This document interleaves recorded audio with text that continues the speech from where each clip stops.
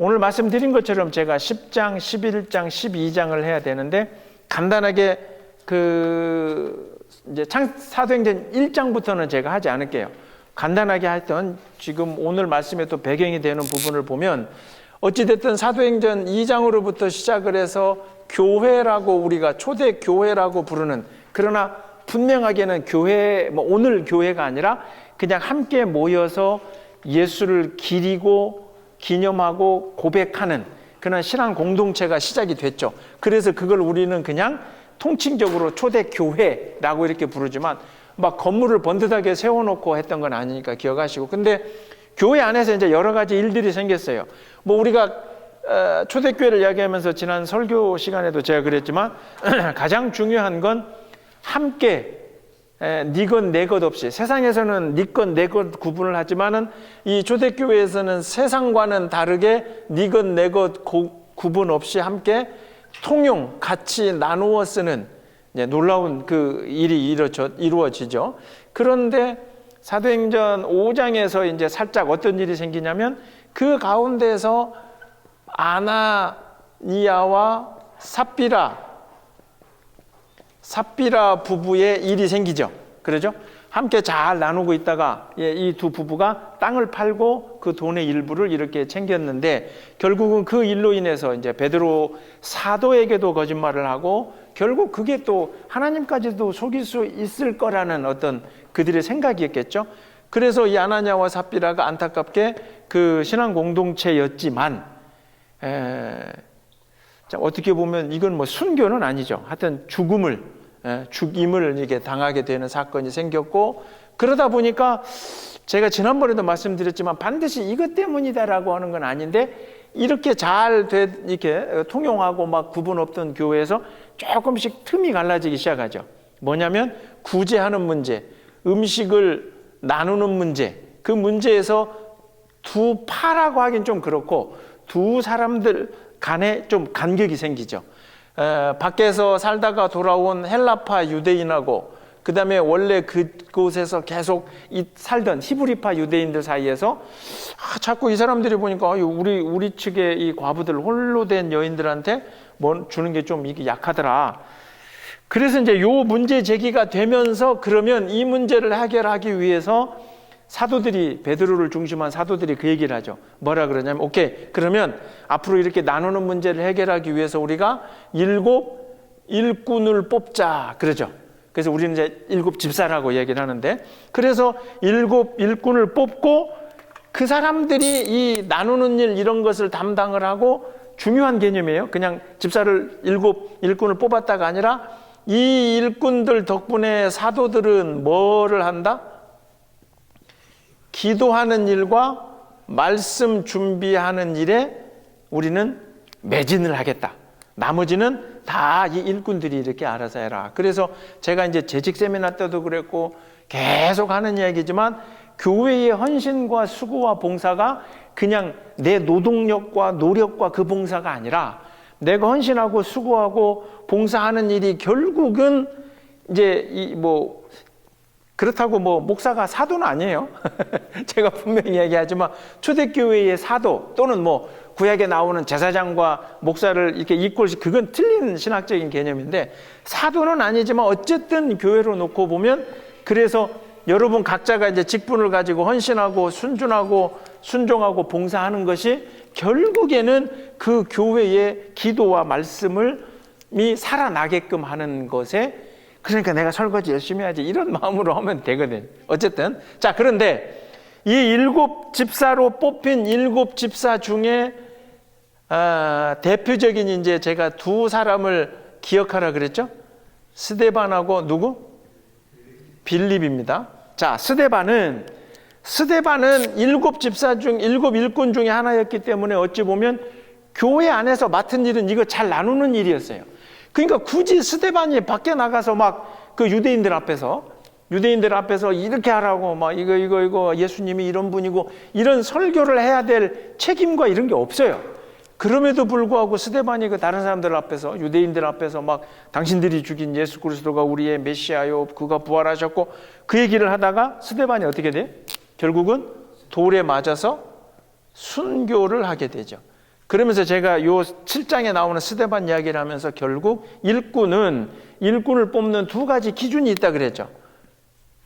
그 베드로가 사도들이 이야기를 할 때 어떤 사람들을 뽑으라 그래? 첫 번째, 성령 충만하고 지혜 있는 자를 뽑고, 그리고 이 지혜는 이제 어찌 보면 하나님을 잘 아는, 그리고 두 번째는 뭐라 그랬죠?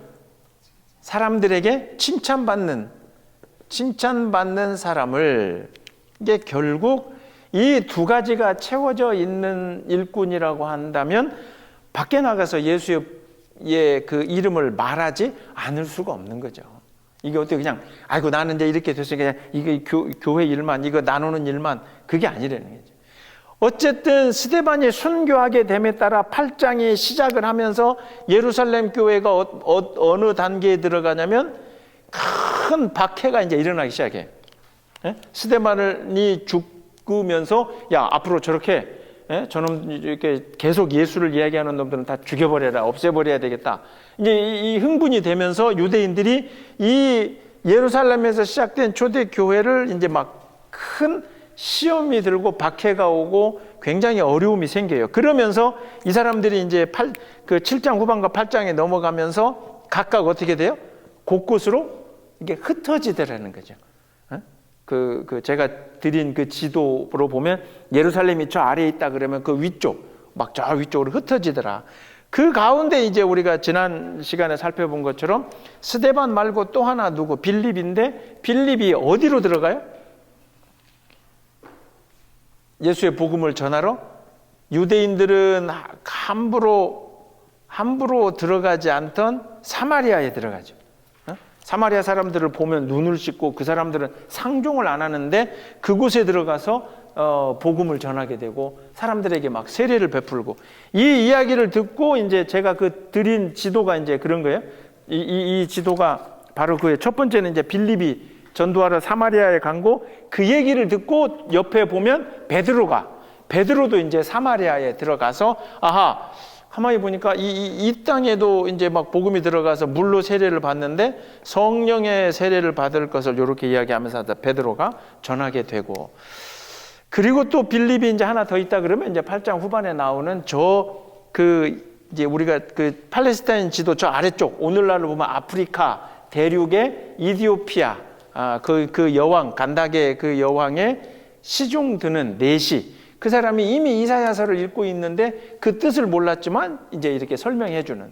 자, 그래서 요 7장과 이제 이게 사도행전 7장에서 스데반이 죽고 8장 요 시점으로 해서 이제 우리가 기억해야 될 건, 처음에 시작된 예루살렘 교회가 스데반의 죽음으로부터 시작을 해서 큰 박해가 생겼고, 그래서 사람들이 예루살렘에 남아있지 못하고, 물론 이제 사도들과 제자들은 남았지만 여러 사람들이 이제 곳곳으로 흩어지기 시작했다. 기억하시면 돼요. 그러다 보니까 이제 이걸 어찌 보면 다섯 번째라고 하는데, 지난주에 누가 드디어 등장을 해요? 사도행전 9장에 누가 등장을 해요? 사울. 나중에 이제 우리가 바울이라고 이름 바뀌는. 이 사울이 다메섹까지 갔다, 우리가 알잖아요. 다마스쿠스, 다메섹. 그러니까 사울이 다메섹까지, 그 지도에 보시면 예루살렘은 저 밑에 있고 다메섹은 어디에 있어요? 다메섹은 그 두 번째 지도에 보면 안 나오나? 저 위쪽이거든. 그러니까 사마리아보다도 더 위쪽이에요. 그러니까 결국 9장에 사울이 등장하게 돼서 다메섹으로 가서 예수 믿는 자들을 잡아 오려고 가게 되는 이 배경 자체도 그냥 가만히 처음에는 예루살렘에 요것들이 모여있더니 이 박해가 생기고 막 확 흩어지면서 막 다메섹 끝까지 막 저 위쪽까지 가서 이제 막 복음을 전하고 이러니까 사울이 다메섹에 올라가서 그들을 잡아오겠다 하고 올라가는 길에 사울이 누구를 만나게 되죠? 부활하신 예수를 만나는데, 만나는 그 장면은 빛과 그 다음에 소리, 음성이죠. 그래서 환한 빛으로 막 눈이 멀어버리고, 소리는 사울아 네가 어찌 나를 박해하느냐, 누구십니까? 그러니까 네가 그토록 박해하는 나다. 그러나 이제 이 사울과 함께 있던 다른 사람들은 이제 보지 못하고, 그래서 사울이 한 3일 밤낮으로 이제 먹지도 마시지도 못하게 되는데, 또 주께서 이제 다른 사람을, 아나니아라는 사람을 준비시켜서 사울의 눈을 뜨게 하고, 그러고 난 다음에 이 사울이 다메섹에서 굉장히 이제 뭘 해요? 오히려 잡으러 들어갔던 그리스도인들을 잡으러 들어갔던 곳에서 복음을 전하게 되죠. 그랬던 사울이 이제 어떻게 하냐면 나중에 사울이 그 9장 후반에 어디로 원래 처음에 세워졌던 예루살렘으로 돌아옵니다. 이렇게 쑥 들어오니까 이 예루살렘에 있던 제자들이 어떻게 생각을 해요? 물론 사울이 막 뭐 이렇게 눈이 멀고 막 주님 만났다 어쩌다 하는데 사실 잘 뭐 오늘날처럼 인터넷이 있는 것도 아니고 몰랐을 거야. 소식을 못 들을 수도 있잖아요. 그러니까 예루살렘에 있던 사도들은 저자가 이게 어떤 자예요? 아니 이놈은 예수 믿는 사람들을 잡으러 다니던 놈 아니냐? 이러면서 이 예루살렘에 있는 제자들이 굉장히 이제 조금 그 두려워하게 되는 거죠. 그런데 9장 후반에 이 사울과 예루살렘에 있던 제자들을 누가 연결시켜줘요? 바나바가 바야바가 아니라 그랬죠. 이 바나바는 저기 4장에서 한번 나오는데 하여튼 그 초대교회에서 자기의 재산을 다 팔아서 헌신했던 사람이 바나바가 나오는데 이 바나바가 사울이 이렇게 됐고 이게 이제 오늘 나오게 되는 11장 이제 10장부터 또 바나바가 등장을 해서 말씀드리는 거예요. 이렇게 다메섹에서 돌아온 예루살렘으로 온 사울을 의심하지 않게끔 제자들하고 이렇게 연결해 주는 역할을 저 바나바가 이제 하게 되더라. 그리고 이제 9장 후반에서는 이제 여기 드렸던 그 두 번째, 이건 첫 번째 빌립이고, 요거 베드로가 이제 이렇게 사마리아, 아까 빌립 때문에 사마리아 갔다가 여기 그 룻다와 요빠 이런 데 가서 죽은 도르가라는 여인들을 살리고 이제 그 이야기가 9장 후반이다. 자, 그러면 이제 오늘 10장 하기 전에 그래서 결국 요 9장까지의 이야기에서 우리가 딱 여러분이 머릿속에 기억해야 될 건 사도행전 자체가 누가가 사도행전을 기록하는 것 자체는 결국 이제 교회라고 제가 표현했지만 초대 예수를 믿기로 고백한 이 신앙 공동체가 어떻게 되어져 가는가, 그 맥락을 이제 사도행전으로 쫙 기록을 한 거거든요. 그러니까 여러분들의 기억 속에 하여튼 이렇게 해서 교회가 시작이 됐고 내부에서, 그렇죠? 이건 내부잖아요. 아나니아와 삽비라, 그 다음에 구제 문제, 요건 내부잖아요. 내부에서도 조금 문제가 생겼지만 어쨌든 그게 또 해결이 되어 가면서 그 다음에는 두 번째로는 이거는 스데반과 빌립, 요 박해가 생긴 건 밖에서 들어오는 교회의 공격이잖아요.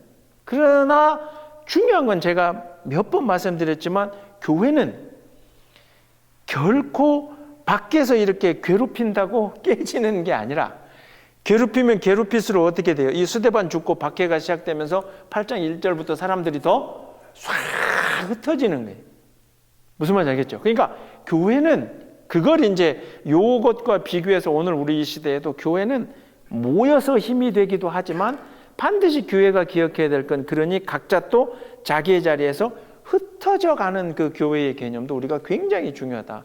그래서 이제 그 신학자 몰트만도 이제 그런 얘기를 했지만 하여튼 모이는 교회, 흩어지는 교회, 이 두 가지 속성을 다 가지고 있어야 되는 거예요. 그냥 항상 모이기에 힘써라, 함께 모여 기뻐하라라고 하는 건 그 말씀해 드렸죠. 물론 그 맛이 사실이지만 중요한 것은 밖으로 나가지 않는 교회면, 즉 이제 이곳에 와서 예수의 복음으로 성령 충만으로 채워진 내가 밖에 나가서 빛과 소금이 되지 않으면, 그러면 이 교회라고 하는 건 어찌 보면 그 한쪽 날개를 잃은 이제 이런 모습이 되더라. 그러니까 이단의 종교들이 제일 말하는 게 어떤 거예요?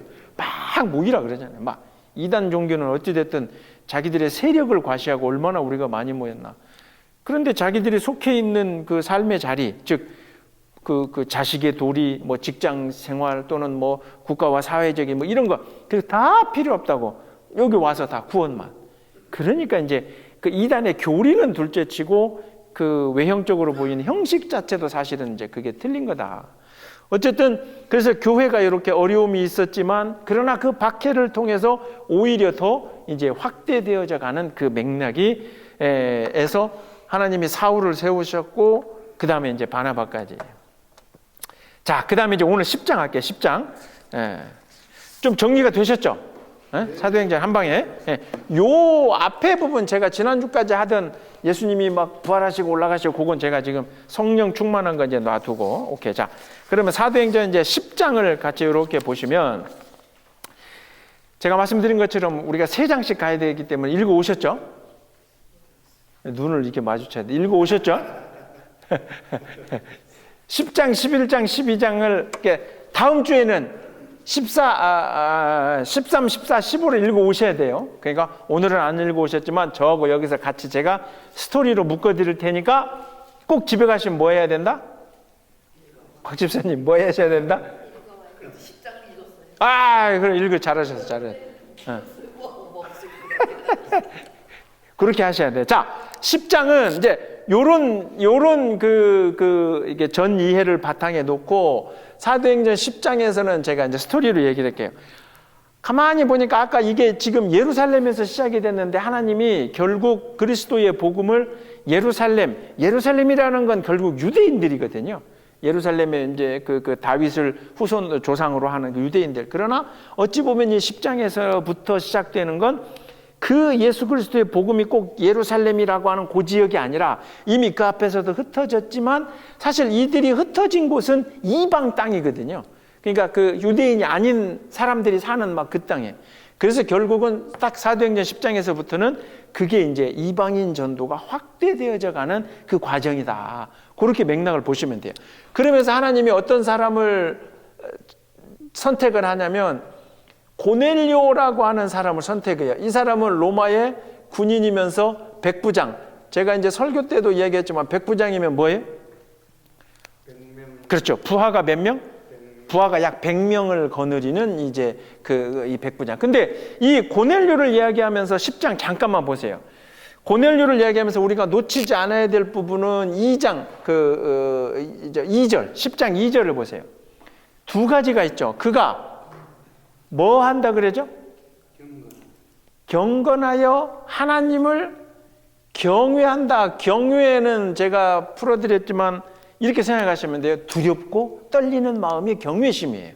결국 하나님을 두려워. 근데 그 두려움이 공포가 아니죠. 우리가 늘 내가 하나님을 두렵고 떨리는 그럴 때 막 아이고 하나님 무서워가 아니잖아요. 두렵고 떨리는 그런 하여튼 이런 마음. 경외하는 것과 더불어 또 하나 있죠. 뭐예요? 두 번째, 2절 두 번째. 그렇죠. 뭐를? 백성을 많이 구제했다라고 하는 거. 자, 요 두 가지를 가만히 보세요. 하나님이 이제 어찌 보면 이방인들에게도 복음을 전해야 되겠다 하면서 선택한 첫 번째가 아니죠. 하여튼 선택한 사람이 고넬료인데 이 사람의 특징도 가만히 보니까 뭐예요?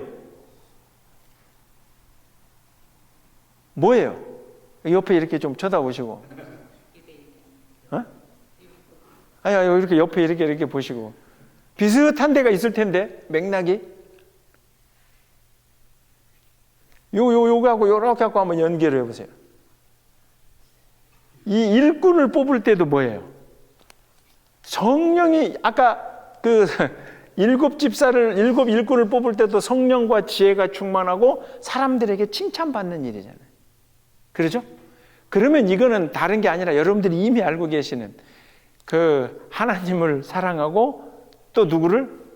내 이웃을 내 몸과 같이 사랑하라. 이 두 가지는 예수님이 말씀하신, 그리고 이제 어떻게 보면 율법의 부족한 부분을 예수님이 채워주시는, 예수님이 오셔서 새롭게 주시는 우리에게 새 계명이잖아요. 결국 그러니까 그 맥락이 하나님이 선택하시는 사람은 다른 게 아니라는 거죠. 하나님이 선택하시는 건 당신을 성령과 지혜가 충만하다는 건 하나님을 경외하는 거죠. 두려워할 줄도 알고. 그 다음에 칭찬받는다라고 하는 건 주변 사람들하고 관계가 어떤 거예요? 구제.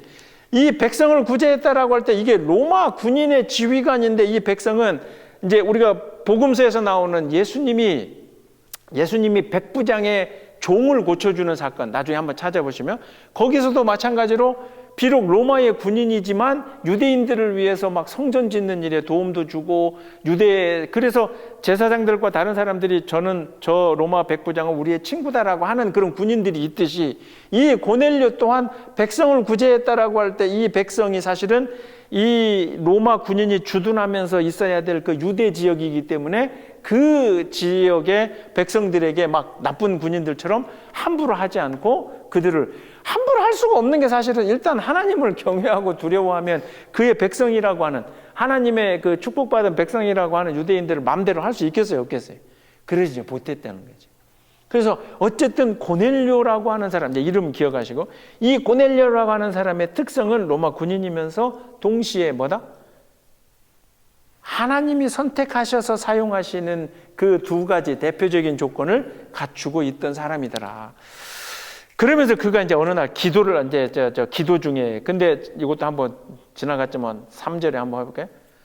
제 하루는 9시쯤 돼요, 환상 중에. 자, 9시다 그러면 성경에 나오는 9시 그러면 이거 오늘 몇 시에?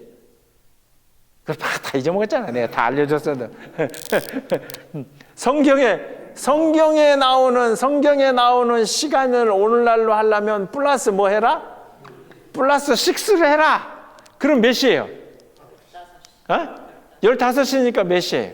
오후 3시에만, 오후 3시. 그러면 또 하나 기억해야 될 거는 3, 6, 9. 이제 이게 성경에 나오는 3시, 6시, 그 9시는 유대인들이 정해놓고 3번 기도하는 시간이다. 아시겠죠? 3, 6, 9.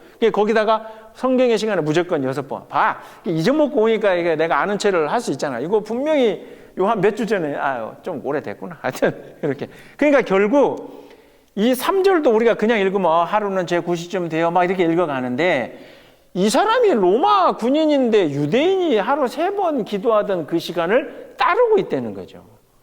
유대인들이나 할 짓이라고 표현하면 안 되지. 유대인들이나 하는 기도의 습관을 고넬료도 9시에 이게 기도하고 있다는 거예요. 이제 그때 나타나가지고 그때 그 기도 가운데 이제 그게 천사든 하나님의 음성이든 뭐 하여튼 하나님이 말씀해 주시는 거죠. 뭐라 그러냐면 누구를 만나라고 해라? 결국에는 네가 저 어디에 가면 누가, 그건 꼭 읽어보세요. 누구를? 베드로라고 하는 사람을 꼭 만나봐라 라고 이제 이렇게 하는데, 고넬료가 이제 그래서 이 베드로가 어디에 있다라고 하는 것을 지명을 들었으니까 군인이니까 이제 부하들 몇 명 사람들을 베드로에게 보내게 됩니다. 그러는 한편, 자, 이거는 이제 영화로 보면 씬이 딱 바뀌죠. 동시에 그 하나님이 고넬료를 준비하시고 그다음에 베드로도 준비하시는데, 베드로는 그 이야기가 이제 9절부터 이렇게 쭉 내려오는데요. 베드로가 이렇게 그 환상을 보게 되는데, 베드로가 본 환상은 혹시 뭔지 아세요? 뭐 이건 꼭 안 읽어봤어도 성경으로 들어봐. 베드로가 환상을 보는데 뭘 봐요? 보자기가 있어요. 하늘에서 이렇게 보자기가 이렇게 내 귀퉁이에 이렇게 매달려 갖고 하늘에서 내려오는데, 이 안에 보니까 막 뭐가 들어가 있어요? 짐승들이 들어가 있는데, 이 유대인들에게는 그 레위기 11장, 저걸 뭐 나중에 한번 보세요. 레위기 11장 그리고 신명기 14장에 보면, 그렇죠. 레위기 11장, 신명기 14장에 보면 유대인들의 그 율법에 먹어야 될 짐승, 먹지 말아야 될 짐승, 그게 레위기 11장, 신명기 14장에 이렇게 기록되어 있는데, 가만히 보니까 여기에 그게 다 섞여 있는 거예요. 먹을 것도 있고, 특히 이제 먹지 않아야 될 것들이 다 이렇게 많이 이렇게 있으면서 쭉 내려오면서 베드로에게 네가 이거를 먹으라 그러니까, 베드로의 입장에서는 어때요? 이게 유대인으로 자랐으니까, 내가 이게 레위기나 신명기 뭐 얘기는 하지 않았지만 내가 이걸 이렇게 먹으면 안 되는데요 하면서 그 환상을 이제 깨게 되는데, 두 번째까지 그 환상을 보고 난 다음에도 이게 이제 무슨 뜻인지 베드로가 알지를 못해요. 그런데 이 두 번째까지 보여주고 난 다음에 베드로가 문 밖에서 보니까, 아까 고넬료가 기도 가운데 야 가서 베드로를 만나라 해서 사람을 보냈잖아요. 고넬료가 보낸 사람들이 이제 문 밖에서, 베드로의 문 밖에서 이제 노크를 하는 거죠. 그게 이제 17절부터 노크를 하면서 좀 봅시다 이러니까 베드로가 당신들 누구십니까? 라고 하니까 우리가 사실은 고넬료에게로, 고넬료가라는 사람이 이제 뭐 우리의 그 뭐 대빵이든지 하여튼 지휘관이든지 하는데, 그래서 좀 같이 좀 가십시다 하면서 이 베드로를 그 고넬료가 보낸 사람들과 함께 이제 그곳을 가게 되는데, 베드로가 고넬료를 만나게 되는 그 전에, 그 이야기가 이제 24절부터인데 그 전에 우리가 이 베드로의 이야기를 한번 가만히 좀 생각해 볼 문제가 있어요. 뭐냐면, 자 보세요. 분명하게 그 레위기 11장하고 신명기서 14장에서 베드로는 유대인이었기 때문에 지켜야 될 율법이 있잖아요. 그죠? 그러면 어렸을 때부터 자라면서 유대인으로서 이건 지켜왔어요. 그거 먹으면 안 돼. 그러니까 비늘이 없는 짐승, 비늘이 없는 짐승, 짐승은 비늘이 없지. 비늘이 없는 물고기, 그러니까 뭐 오징어나 뭐 이런 거. 그 다음에 굽이 갈라져 있는, 그래서 돼지를 특히 유대인들이 이제 먹지 않아요? 발굽이 갈라져 있는. 그 소는 잘 먹는데 돼지는 안 먹어요. 어쨌든 그러면 자, 율법은 누가 주신 거예요? 네? 모세를 통해서 결국은 누가 준 거예요? 모세를 통해서 나온 율법이지만 결국은 하나님이 주셨잖아요. 그런데 그 10장 보세요. 지금 베드로가 이 환상을 보면서 이건 나 먹을 수 없습니다. 뭐 이런 걸 내가 어떻게 먹습니까? 하니까 10장 15절에 보세요. 그냥 14절부터 제가 베드로가 이르되 주여 그럴 수 없나이다. 속되고 깨끗하지 아니한 것을 내가 결코 먹지 아니하였나이다. 내가 지금까지 나는 율법을 지켜왔는데 왜 이런 걸 먹으라 그럽니까? 15절에 또 두 번째 소리가 있을 때 하나님께서 깨끗하게 하신 것을, 하나님께서 깨끗하게 하신 것을 네가 속되게 하지 말라. 그러면 지금 이 율법을 하나님이 주셨는데 베드로가 이 율법을 지키려고 하잖아요. 그런데 지금 하나님은 이 베드로에게 이제 우리가 이 이야기를 워낙 알고 있지만, 그러면 하나님을 이 율법을 깨라고 하시는 건가? 여러분들 어떻게 생각하세요? 당신이 율법을 주셨는데, 그런데 이제 요 시대에 와서는 하나님이 야, 그 율법 그거 하지 말고 그냥 먹어. 결국은 이 이제 먹지 말라고 하는 짐승이 이제 10장 후반에 이제 고넬료 만나면서 했던 얘기지만 뭐냐면 결국 이방인들이거든요. 이방인들에게 복음을 줄 거냐 말 거냐, 이방인들을 구원할 거냐 말 거냐, 그런 거를 담아 놓으려고 한 건데, 여러분들은 어떻게 생각하세요? 하나님이 율법을 주셨는데 그 율법을 지키려고 하는 베드로에게 하나님이 야야야 그거 어겨도 돼. 어찌 보면 이 맥락을 여러분들은 어떻게 생각하세요?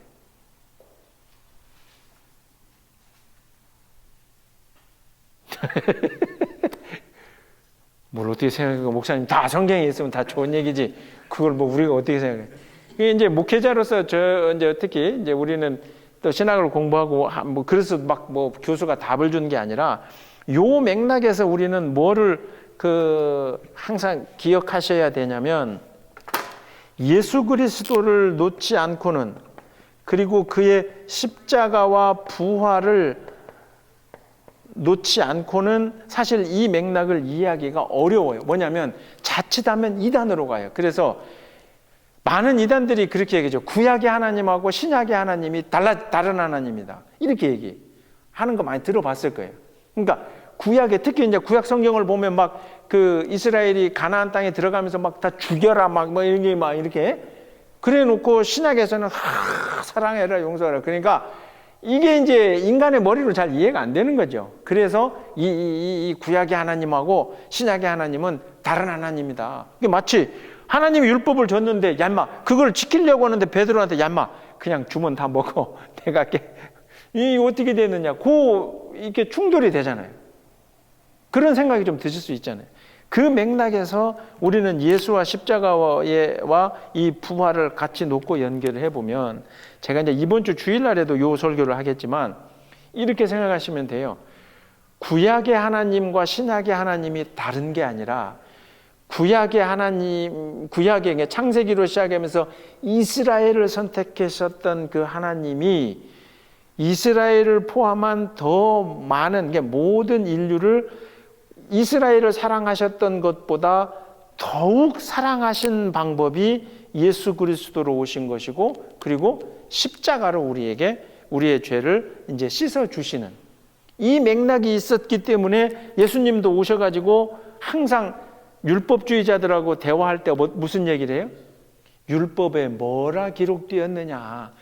너희들이 지켜오던 그 율법, 너희들이 막 생명처럼 여기던 율법, 하나님이 주신 것으로 여기던 그 율법은 뭐라고 하더냐.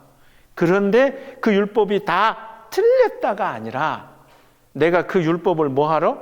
완성하러 왔다라고 하는 건 이 율법을 주신 이 하나님은 원래 사랑이신데 그 사랑이 구약 성경에서는 이스라엘 민족을 통해서 그 사랑을 이렇게 보여주시는데 그 사랑이 달리 변화된 사랑이 아니라 이 사랑이 더욱 깊어지시는 사랑으로 커 가시는 과정이기에 직접 이제 선지자나 예언자나 다른 사람이 아니라 당신이 이 땅에 오셔서 우리의 죄 때문에 당신이 용서를 해줘야 되지만 그 용서해 줘야 될 그 대상들의 죄 때문에 누가 고통당해요?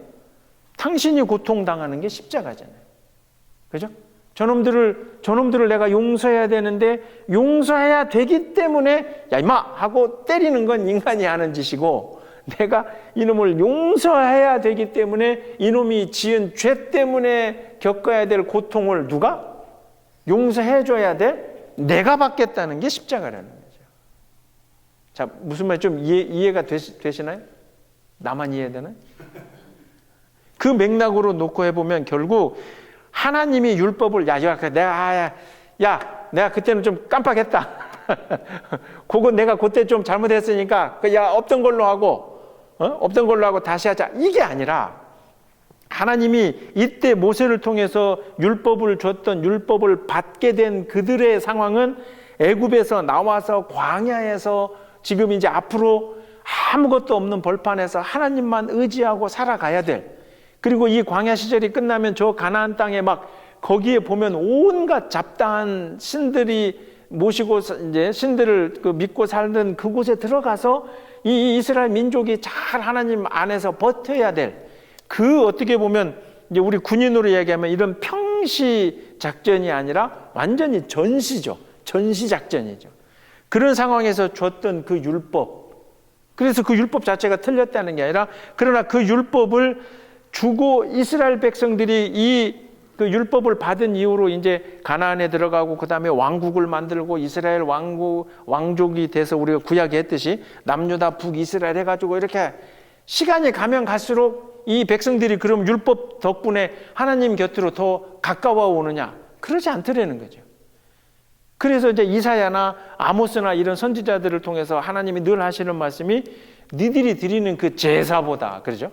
제사보다 니들이 마음이 우선이고, 이제 그 얘기를 계속 주시다가 마지막에는 하나님이 직접 아들로 오셔서 용서해 줘야 될 그 상대방, 즉 인간의 죄 때문에 겪어야 될 고통과 아픔을 당신이 짊어지셨던 그 사랑이, 그러니까 어찌 보면 확대되는 과정이거든요.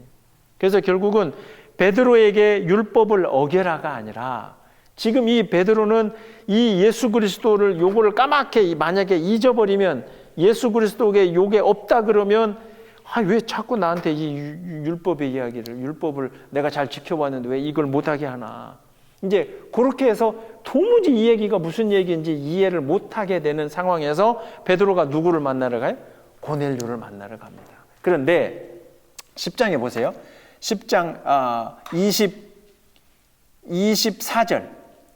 자, 그래서 이제 베드로가 고넬료가 보낸 그 부하들하고 따라서 고넬료를 만나러 가요. 근데 10장 24절에 이튿날 가이사랴에 들어가니, 가이사랴는 저 위쪽 그 지역이에요. 이게 또 이제 이 지명만큼은 알아두셔야 돼. 가이사랴는 여기 지도 한번 보세요. 어디 있어요? 여기 해안가에 있죠. 요 가이사랴. 이 방향으로 보면 지금 지도 여기에서 이 오른쪽이 로마거든요. 로마에서 황제가 사실은 이 팔레스타인 지역을 지배하려고 이렇게 분봉왕을 보내거나 군대를 보내면 이 가이사라는 데가, 저도 안 가봤지만 굉장히 요충지고 해안가고 굉장히 좋은 곳이래요. 그래서 주로 이제 그곳에 로마 군인들이 거점을 잡고 많이 살고 있었다는 거예요. 자, 그래서 어쨌든 거기에 고넬료에 가보니까 24절을 기억하세요? 고넬료가 그의 친척과 누구들을, 가까운 친구들을 모아서 기다리더라. 고넬료가 누구를 기다리고 있었던 거예요? 베드로를 기다리고 있던 거죠. 근데 로마 군인이었던 고넬료의 입장에서 저 베드로가 누군지 알잖아요. 이 로마 군인들 입장으로는 얼마 전에 자기가 죽인 예수, 그 분명히 죽였는데 이 가만히 유대인들의 몇 놈들이 돌아다니면서 그놈이 우리가 죽인 놈이 이 로마 입장이에요. 제 얘기가 아니에요. 우리가 죽인 놈이 3일 만에 살아났다고 막 돌아다니면서 떠들면서 뭘 만들어? 교회를 만들어 가는데 그 중에 이 베드로는 뭐예요? 수괴지, 수괴. 대빵. 예? 로마 입장에서, 이거 제 얘기야. 로마 입장에서 보면 베드로가 이 자식이 왜 이렇게, 이 좋은 사람이 아니거든. 그 입장으로는. 그러나 고넬료는 이제 앞서 우리가 살펴본 것처럼 하나님을 두려워하고 이런 거 있어서 베드로가 오게 되는 그 과정에서 자기만 맞은 게 아니라 베드로가 온다 그러니까 고넬료가 뭘 준비하냐면 거기 친척, 그러면 가족은 당연히 있었겠죠. 그리고 누구?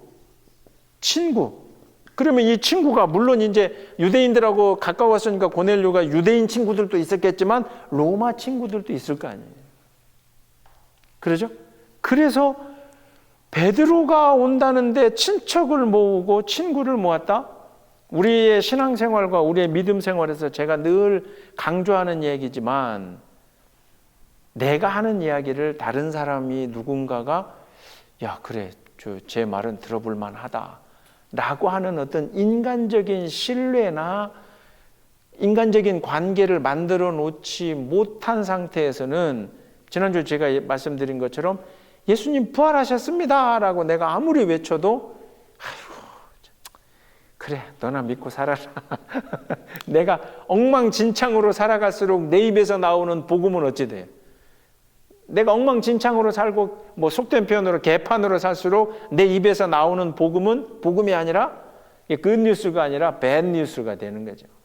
그런데 이 고넬료는 베드로가 온다니까 자기 친척을 모으고 자기 가족들을 친구들을 모아가지고 그 베드로를 맞이했다라고 하는 문장은 이렇게 24절에 그냥 가까운 친척과 가까운 친구들을 모았더라 이렇게 돼 있지만 이 문장 하나에서 우리가 바라볼 수 있는 건 고넬료가 살아왔던 삶이 어떤 삶인가를 우리는 바라볼 수 있는 거죠.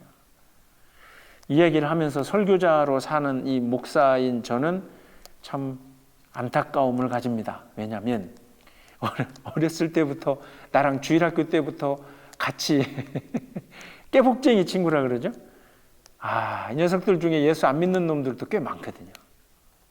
나랑 막 죽고 못 사는 막 티네이저 때까지 막 고등학교 때까지 이러다가 나는 이제 고향을 떠났고 근데 이 녀석들이 진짜 우리 어렸을 때부터 뭐 학교 가는 일보다 교회에서 더 했는데도 지금 머리가 다 굵어서 이제 50대 중반이 돼가지만 이 녀석들 중에 일부는 교회 안 나가는 친구들. 물론 걔들이 교회 안 나간다고 목사인 저를 뭐라고 하진 않아요. 뭐 아직도 나하고는 뭐 막연한 친구지만 그래서 그런 생각을 해보게 될 때 참 이거는 그 사람 그 친구들의 문제가 아니라 이게 또 나의 어떤 부족함이요 내가 보여주지 못한 그런 게 아닌가 생각을 하면서 여러분들도 한번 요 말씀을 고넬료 이야기를 기억하면서 내가 그 예수의 복음을 전하기 위해 전하는 도구로 이렇게 도구로 사용되어지게 합당한 모습으로 내가 살고 있는가? 이게 아주 중요한 문제예요. 자, 그래서 아무튼 이렇게 베드로가 고넬료를 만났어요. 그러면 이제 이 두 사람은 뭘 해야 되냐면, 자, 1번 고넬료, 2번 베드로 둘이 뭘 해야 되냐면 맞춰봐야 돼요. 뭘 맞춰봐? 고넬료는 고넬료가 본 환상이 있고, 그죠? 베드로는 베드로가 본 환상이 있죠. 각각 달라요. 고넬료는 갑자기 막 음성이 나서 너 저 어디에 있는 베드로를 꼭 만나거라. 내가 그놈을 왜 만나죠? 이게 이쪽인데. 근데 또 베드로는 이 보자기에다가 막 먹어서는 안 될 짐승을 담아가지고 이걸 다 먹어라. 이 이야기들을 고넬료하고 베드로하고 10장 후반에 이제 서로 이렇게 맞춰보는 거예요. 그래서 맞춰보면서 그때서야 베드로가 이제 깨닫는 거죠. 그 보자기를 내리면서 먹으라라고 했던 그 율법에 따라 평소에는 입에 대지도 않았던 그 짐승을 먹으라고 하셨던 것은 겉으로 보면 이방인이요 아니 보통 이방인 정도 유대인이 아닌 보통 이방인 정도가 아니라 이 어떤 사람이에요? 이 유대 지역을 로마 그 황제의 명을 받고 와서 다스리게 되는 이 사람인데, 근데 그 사람에게도 하나님이 음성을 주셨고, 그리고 나에게도 이걸 주셨으니 그때서야 이제 베드로가 깨닫고, 아, 예수 그리스도의 복음은 유대인에게만 있어야 될 게 아니고 이 복음이 확대되어져 가고, 그래서 하나님이 이 사람들도 선택을 하시는구나. 베드로가 이제 그때 깨달아요. 그러면서 10장 44절 보세요. 이제 그래서 앞에 베드로가 쭉 또 예수님이 누군가를 또 고넬료에게 다시 한번 쭉 얘기를 한 다음에 44절에 베드로가 이 말을 할 때에 성령이 말씀 듣는 모든 사람들에게 내려오시니, 이 모든 사람들은 누구겠어요 지금? 고넬료, 그 다음에 고넬료가 모아놓은 친척, 고넬료의 친구, 어쨌든 이게 표현이 죄송하지만 적진 한복판 로마인들 뭐 군인 뭐 이 한복판에 베드로가 쫙 설교하고 이렇게 하고 한 다음에 뭐가 내려와요? 성령이 내려오십니다. 45절, 베드로와 함께 온 할례 받은 신자들이, 이 사람들은 이 베드로가 고넬료 부하 따라갈 때 베드로만 간 게 아니라 같이 베드로하고 함께 갔던 유대인들이에요. 이 사람들이 이방인들에게도 성령 부어 주심으로 말미암아 놀라더라. 근데 이거는 지금 베드로가 이 자리에서 막 성령이 오셔서 이 사람들이 뭘 하냐면 46절에 막 방언을 하고 하나님을 높여. 그러면 이 장면은 우리가 사도행전 어디에서 본 듯해요? 그렇죠. 사도행전 2장으로 잠깐 가면 지금 베드로가 목격을 하고 있는 그 이야기가 사도행전 2장에 가면 예수님이 올라가시고 난 다음에 베드로하고 막 이렇게 제자들이 모여서 기도하는데 막 갑자기 불 같은 성령이 오셔서 배운 적 없는 막 방언을 하고, 그러니까 이 모습을 본 다른 유대인들이 보고 이 자식들이 술 취했나? 미쳤나? 근데 가만히 들어보니까 저 시골 촌놈이 배운 적도 없을 것 같은 막 로마 예를 들면 막 나란 말을 하고, 그런데 그게 술에 취하거나 이게 아니라 성령에 취해서 그 방언의 내용도 하나님이 하신 큰 일을 말하던, 그러니까 베드로가 실제 얼마 전에 사도행전 2장에서 자기가 경험했던 일이 지금 어떻게 펼쳐져요? 자기 앞에서 이 고넬료와 친구들 사이에서 막 벌어지게 되더라는 거예요. 그러니까 결국 여기서 우리는 성령의 오심과 성령의 붙잡아 주심은 선택받은, 특히 유대인들이라고 하는 또 그 하나님의 율법을 자기들을 육체적으로 지켜오던, 그래서 이제 누가는 사도행전 이제 좀 더 11장에도 나오는데 계속 45절부터 할례 받은 이라고 하는 걸 표현을 해요. 왜냐하면 이게 이 당시 유대인들은 자기들이 할례 받았다는 걸 굉장히 자부심을 가지고 했던 사람들이거든요. 그래서 그 순간에 막 성령이 내려옴을 보고 47절에 베드로가 이르되 이 사람들이 우리와 같이 성령을 받았으니, 그죠? 우리와 같이. 그러면 베드로를 따라갔던 나머지 그 유대인들도 베드로와 같이 성령을 받았던 그 사람들이에요. 그러니까 야, 우리에게 임하셨던 성령이 이들에게도 임하는구나. 지금 그거죠. 받았으니 누가 능히 물로 세례 베품을 금하리요 하고 명하여 예수 그리스도의 이름으로 세례를 베풀라 하니라. 그들이 베드로에게 며칠 더 머물기를 청하니라. 그러니까 이 자리에서 그냥 손님 하나를 맞이한 게 아니라 이 자리에 참석했던 이들도 성령이 오셔서 그들을 휘감아 주시는 것을 느끼고, 그걸 더불어서 베드로를 통해서 다 예수 그리스도의 이름으로 세례를 받았다라고 하는 건 결국 이 자리에 있던 사람들과 고넬료, 요 사람들 전부가 다 이제 뭐가 됐다? 예수를 믿는 크리스찬이 되더라 하는 거죠. 이게 놀라운 일이에요. 저는 그 생각을 해봐. 요 친척 중에, 친구 중에 이렇게 여러 사람이 있을 거 아니에요? 그 요놈 중에 한 놈도 고넬료가 야 베드로 이렇게 오는데 니네 다 와봐. 그러면 그냥 그걸 알고 온 놈도 있게 혹시 어떤 놈은 뭐 왜 오라는 거야? 뭐 하여튼 다양하게 있을 수 있잖아요. 근데 물론 제 생각에는 가까운 친구라고 그렇게 표현이 돼 있거든요. 그러니까 믿을 만한 친구였겠지만 어쨌든 이 자리에 이렇게 오게 된 그 사람들도 이름은 없어요. 성경에 그 뒤에 뭐 이름은 없죠. 우리가 고넬료만 기억하지만 그 한 사람을 통해서 여러 사람들이 어떻게 돼요? 구원을 받잖아요. 창세기 12장에서 아브라함을 하나님이 부르셨을 때 뭐라 그랬어요? 내가 너로 하여금 모든 민족이 구원을 받게, 복을 받게 하리라. 그러니까 아브라함이 구원의 뭐가 됐다 그래요? 우리가 구원의 통로가 됐다 그러잖아요. 그러죠? 결국 이렇게 되면 고넬료도 구원, 이 사람들 입장으로 보면 고넬료를 통해서, 물론 이제 예수와 베드로와 예수를 이름을 통해서 세례를 받았지만 결국은 고넬료라고 하는 친구를 둔 덕분에 뭐가 돼요? 구원받게 되는 거죠.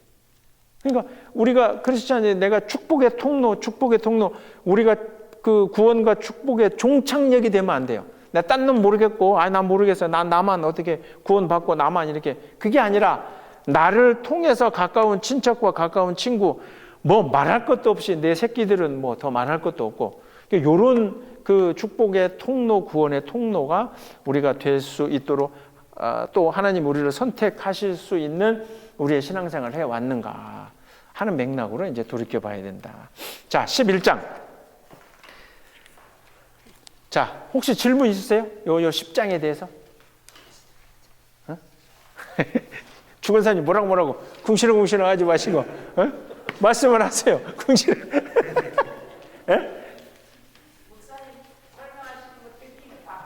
듣기도 바빠요? 말이 좀 빠른가요? 자, 이해는 좀 되세요? 네, 오케이. 그래서 이제 앞으로 다른 목사님들이 설교하실 때 고넬료 나오면 그 고넬료가 어떤 고넬료인 줄 알겠죠? 네. 자, 그런데 이제 문제가 더 생겨요. 11장에 가면, 이제 요게 10장인데, 11장에 가니까, 그렇게 이제 베드로가 이 고넬료 집에서 며칠, 아까 10장 마지막에 며칠 더 있기를 청하다라, 이렇게 며칠 더 있었어요.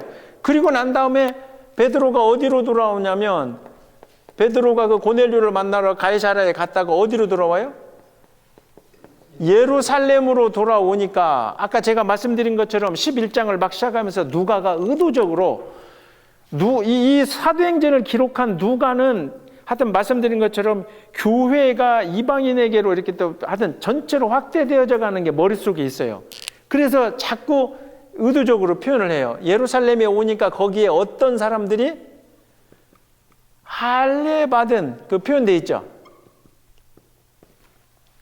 11장에 보면 2절에 보세요. 베드로가 예루살렘에 올라갔을 때에 할례자들이 비난하여. 그러니까 이거 잘 보세요. 할례 받은 자가 유대인이면서 사실은 지금 이 상황에서는 예수를 안 믿는 유대인이 아니라 예수를 믿기로 고백한 베드로와 함께 예수를 믿기로 고백한 이 사람들이거든요. 그런데 할례 받은 자들이 베드로를 뭐 하기 시작해요? 이 베드로를 비난하더라고요. 왜 비난하겠어요? 그렇죠. 야, 베드로가 가만히 들어보니까 저 가이사랴에 가고 이 로마의 백부장을 만나고 그 집에서 며칠 동안 먹고 마셨다는 것도 기분 나쁜데 더불어서 이놈들은 그 우리 유대인들처럼 할례를 받은, 즉 선택받은 그런 사람도 아닌데 어찌 이 할례 받지 않은 사람들하고 같이 거기 가서 같이 먹고 마시고, 그리고 이제 소식을 또 들어보니까 거기에 가고 아까 베드로가 뭘 했다 그래? 그들에게 예수의 이름으로 세례도 베풀고 어디 가서 지금 그런 짓을 하고 왔느냐라고 2절과 3절에 할례 받은 자들이 이 베드로를 비난하기 시작을 하는 거죠. 그러니까 이제 4절부터 베드로가 쫙 이제 4절부터 그거는 그 앞서 요 말씀드린 요 10장에 나온 이야기를 베드로가 본 환상이나 요렇게, 그래서 베드로가 자초지종은 이런 거다라고 하면서 쭉 있었던 일들을 설명을 합니다. 그 설명을 하고 난 뒤에 11장 15절 보세요. 11장 15절에 내가 말을 시작할 때에, 그러니까 이제 고넬료 집에서 이런 환상들이 있었고 내가 그 집에 가서 막 그 사람들에게 예수님에 대해서 쫙 말을 하는데 성령이 그들에게 임하시기를 처음 우리에게 하신 것과 같이 하는지라. 그러니까 이게 뭐냐면 이 할례 받지 않은 유대인, 이게 나쁜 놈들이 아니라 사실은 이 사람들도 베드로하고 함께 같이 사도행전 2장에서 오순절날 그 성령이 임해서 막 같이 자기들 입에서도 막 방언이 나오고 했던 사람들이에요. 그러니까 베드로가 지금 고넬료를 만나고 와서 우리가 성령 체험했던 것과 같이 그들이 내 눈앞에서 막 방언을 하고 그들이 막 성령 충만함으로 이렇게 되는 사건이 있었다. 베드로가 얘기를 하는 거죠. 그러면서 16절에 내가 주의 말씀에 요한은 물로 세례를 베풀었으나 너희는 성령으로 세례를 받으리라 하신 것이 생각나노라. 그러니까 베드로는 그 모습을 자기도 한번 경험했고 고넬료 집에서 경험했던 이것을 통해서 누구를 떠올리냐면 예수님이 하신 말씀을 떠올리게 되는 거죠. 그래서 17절에 그런즉 하나님이 우리가 주 예수 그리스도를 믿을 때에 주신 것과 같은 선물을 그들에게도 주셨으니 내가 누구이기에 하나님을 능히 막겠느냐 하더라. 이거는 고넬료 집에서 그 난리 법석이 일어난 거 성령이 오시고 한 거는 그리고 내가 비록 거기서 베드로가 내가 가서 세례를 줬지만 이건 내가 한 게 아니라 우리를 성령을 통해서 붙잡아 주신 하나님이 그들을 또 동일하게 똑같이 붙잡아 주시는데 내가 어찌 감히 누구이기에 하나님을 능히 막을 수가 있겠느냐. 베드로가 그렇게 얘기를 하는 거죠. 설득을 하는 거죠. 어찌 보면 이 베드로를 비난하는 사람들. 그들이 이 말을 듣고 잠잠하여 이게 저는 이제 이 표현이 이 말을 듣고 잠잠하여 시간이 좀 흘러겠지만 한편으로는 찔린 거죠. 왜냐하면 사실 이 베드로 곁에서 지금 요 베드로를 뭐라고 하는 이 사람들도 베드로도 어부였고 그 다음에 12제자들에다가 이제 사도행전 2장 1장에 뭐 약 120명이 뭐 그 성령 받게 되는 그 사람들의 직업이나 이런 거 보면 물론 뭐 돈 많은 세리도 있었고 있었지만 사실은 어찌 보면 전반적으로는 주류들이 아니었거든요. 우리가 공간복음서 통해서 보면 마태마가 누가 요한복음에 보면 예수님 곁에 늘 함께하던 사람들 어떤 사람들이에요? 없거나 아프거나 귀신 들렸거나 또 이제 아이들이나 또는 여자들 당시에는 이렇게 사람으로도 카운터도 안 되는 그러니까 그 예수님을 만나서 예수님과 함께하던 그 시절 같이 이렇게 예수님하고 동행하던 자기들의 모습도 이 어떤 그 세상적인 기준으로 보면 아무것도 아니었는데 그런데 예수님이 십자가에 달려 죽으셔서 자기들도 이제 더 비참해지나 했는데 그 예수가 부활하시고 그 부활을 기억하고 기념하는 가운데 성령님이 오셔서 자기들이 막 배운 적도 없는 말을 하게 되는 그 모든 걸 체험했던 그 사람들이 지금 베드로를 비난했던 이 사람들이거든요. 근데 그 사람들이 가만히 다 듣고 보니 결국 베드로가 고넬료의 집에 가서 막 이렇게 하고 그들이 성령을 받은 건 결국 누가 하는 것이다? 하나님이 하신 일이니 베드로가 어찌 자기 스스로가 베드로가 내가 어찌 이 하나님의 일을 맡겠느냐라고 했던 얘기에 이 사람들이 잠잠해졌다는 건 자기들의 과거도 떠오른 거죠. 그렇지. 세상에서 나도 무지랭이고 나도 아무것도 아니고 나도 보잘것 없었고 그런데 지금 이 예루살렘의 교회라고 하는 곳에서 그러니까 신앙 공동체 안에서 누구는 사도로 불리고 누구는 직접 그 예수가 올라가심을 봤다 막 그러면서 막 내 얘기를 막 들으려고 사람들이 모이고 그걸 내가 했겠냐 이 말이야. 내 직업과 내 능력과 내가 한 게 아니라 나를 누가 사용해 주신 거지? 하나님이 사용해 주셨는데 그런데 감히 내가 이렇게 혜택을 받은 내가 어찌 베드로가 가서 하나님이 시킨 대로 이렇게 하나님이 하시는 대로 했는데 내가 그걸 가지고 왈가왈부할 수 있겠느냐. 이 아주 겸손해지는 순간이죠. 그래서 18절에 그들이 이 말을 듣고 잠잠하여 하나님께 영광을 돌렸다 하는 얘기는 다른 말로 하면 뭐겠어요? 이제 하나님의 뜻에 내가 뭐 한다? 표현이 좀 동의한다라고 하는 건 그러겠지만 하나님의 뜻에 그 뜻이 즉 이방인에게도 복음을 전해야 되겠다라 이방인들도 구원의 대상이 된다는 그 하나님의 뜻에 내가 뜻을 같이 하고 그 다음에 내가 뭘 하겠다 그 뜻에 내가 순종하겠다라고 하는 이 두 가지가 그 베드로를 막 비난했던 사람들에게서 일어나는 거죠. 영광을 돌려 이르되 그러면 하나님께서 이방인에게도 생명 얻는 회개를 주셨도다 하니라 라고 하는 데서 그 마지막 절에 우리는 중요한 게 회개를 놓쳐서는 안 된다 하는 거죠. 이제 여러분들 요게 좀 얘기가 길어질 수 있는데 하여튼 좀 쉬기 전에 잠깐만 얘기하면 회개에 대해서 이미 여러분들이 모르시는 분이 없죠. 근데 제가 여기서 여러분 회개가 뭡니까? 라고 물어보면 여러분들은 마음속에 그걸 어떻게 한마디로 답해 이렇게 생각하는데, 자, 회개라고 하는 단어를 딱 들었을 때 여러분들의 마음에 떠오르는 거 일단 맞아요.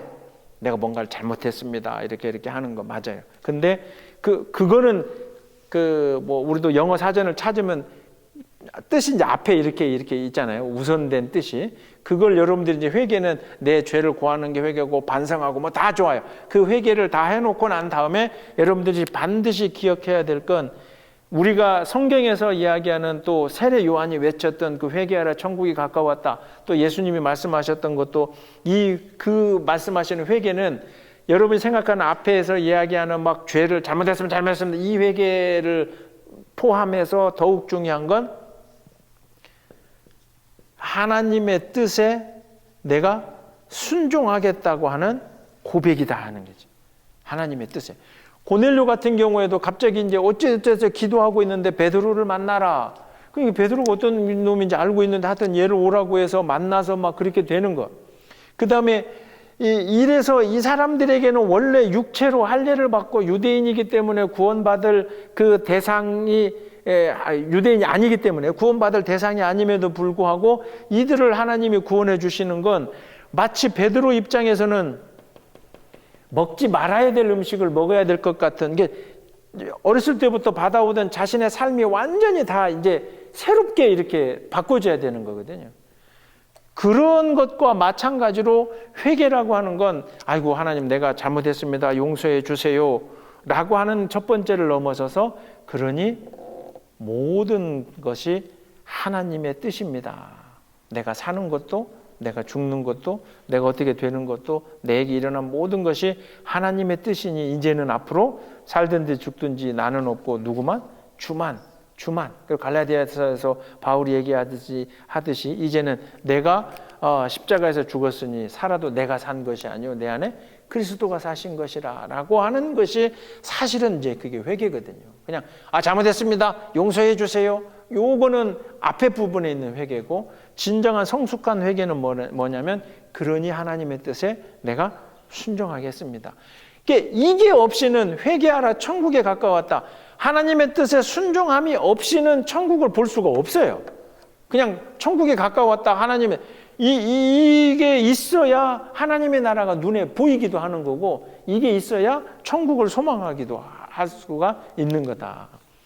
그래서 어쨌든 11장에서 그러니 이제 본격적으로 막 이방인들에게 전도되어지는 그 과정과 맥락을 어떤 한 사람, 우리는 사울 또는 나중에 바울 또는 베드로 어떤 사람들에 의해서 유대인들 말고 이방인에게도 복음이 전해졌다가 아니라 철저하게 하나님이 준비하시고 하나님이 계획하시고 하나님이 진행하셔서 이방인에게도 그러다 보니 오늘 우리도 이제 예수님을 믿게 되잖아요. 그런 맥락으로 좀 사도행전 11장의 전반부까지 11장 가운데 이제 우리가 19절부터 그래서 제가 여러분 하나 드린 또 하나 지도 있죠. 자 거기에 보면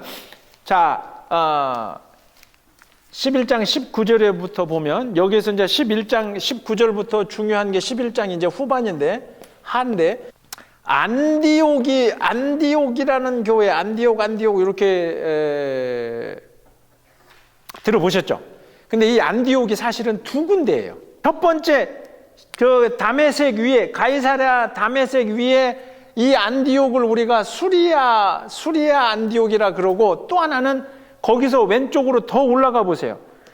저쪽에 아시아 써가지고 비시디아 안디옥 이렇게 돼 있죠. 예? 찾으셨어요?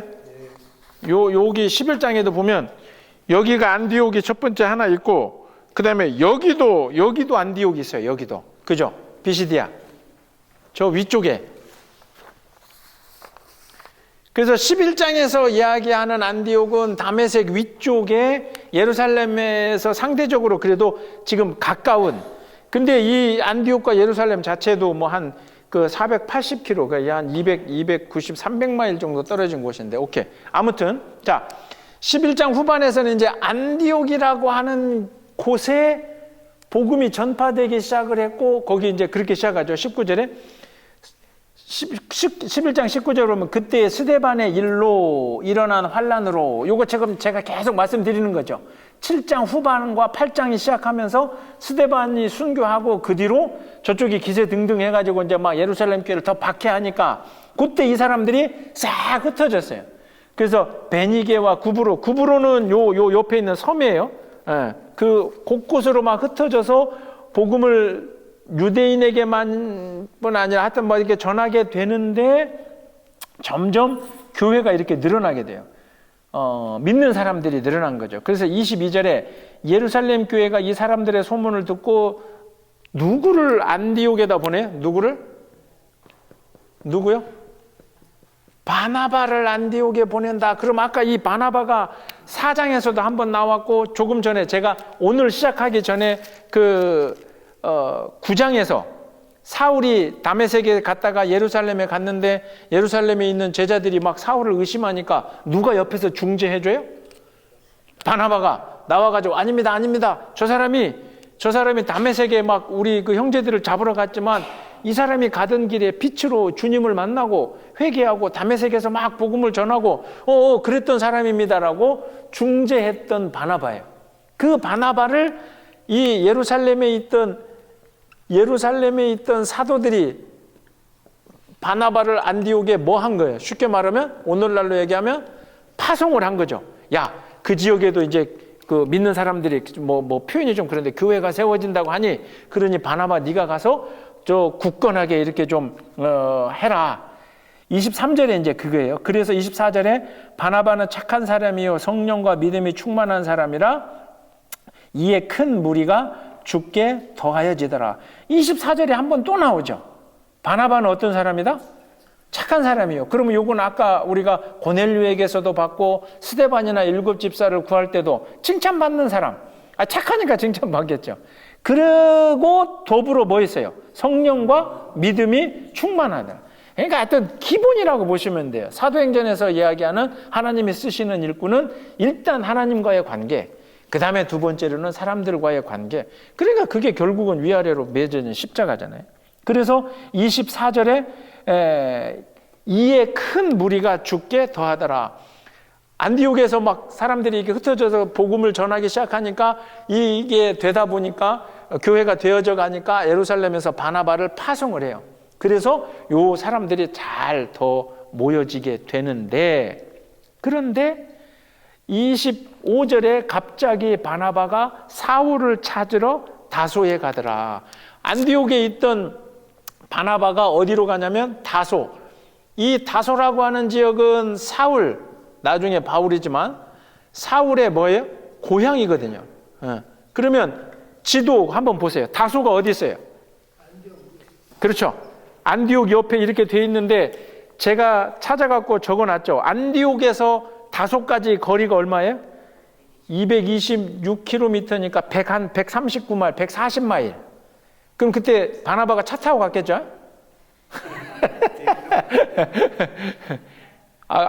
그 전세 비행기처럼 자기.